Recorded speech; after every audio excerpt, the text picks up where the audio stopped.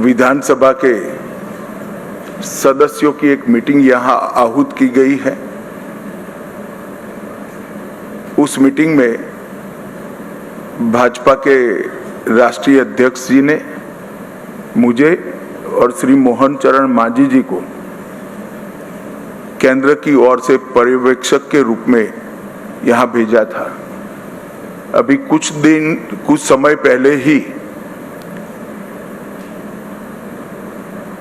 चुनाव की प्रक्रिया पूरी हुई है।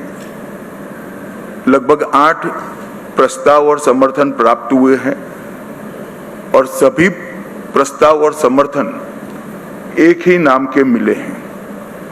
उसके बाद दूसरे नाम के लिए भी सबको समय दिया गया, पर्याप्त समय दिया गया, मगर कोई दूसरा नाम नहीं आया है। इसलिए केंद्रीय पर्यवेक्षक के रूप में मैं श्री शुभेंदु अधिकारी जी को पश्चिम बंगाल विधानमंडल दल के नेता के रूप में निर्वाचित घोषित करता हूं।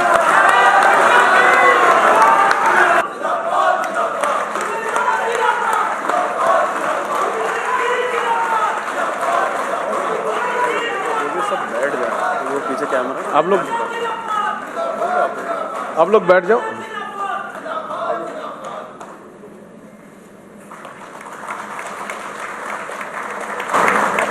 আমাদের উড়িষ্যার সিএম আমাদের মোহন মাঝিজি সংবর্ধনা করলেন।